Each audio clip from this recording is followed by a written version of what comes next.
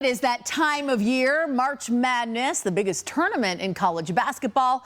It's upon us. That's right. Now, you may like to fill out a bracket just for fun, but for some who like to roll the dice, betting on the big games could be a thrill that can have a heavy cost. Fox 13 News investigative consumer reporter Robin Oginye shows us scams you should be watching for, even if sports betting is illegal here in Utah.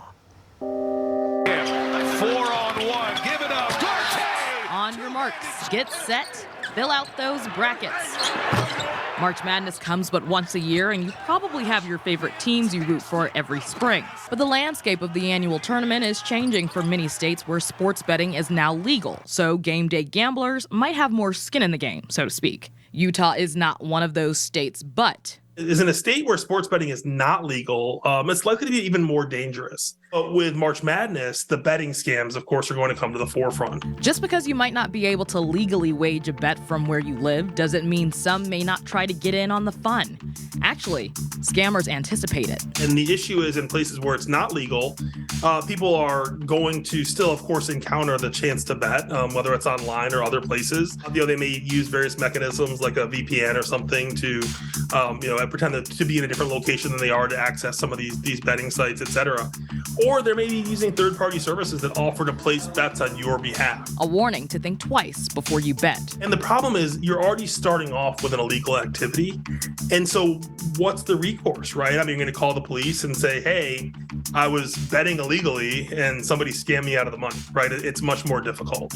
So in an unregulated environment, it actually can be far more dangerous because the betting opportunities that people have in states where betting is illegal are more likely to obviously have no restriction and no regulation. Remember those brackets I mentioned? They're still a popular means for people to participate in the fun, but you should probably keep it friendly.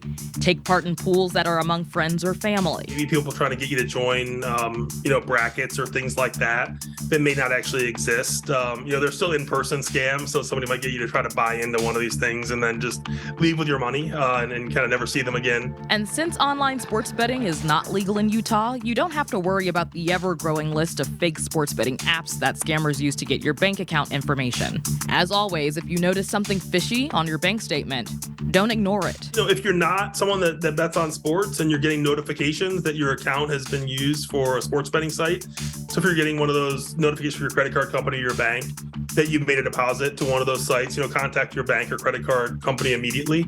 Trust your gut. A lot of these scams just won't quite feel right. They might seem a little bit off. Just as a reminder, consumer experts tell us if you are going to fill out a bracket for fun, to seek out a reputable site. You're never going to have to input your social security number or your bank information.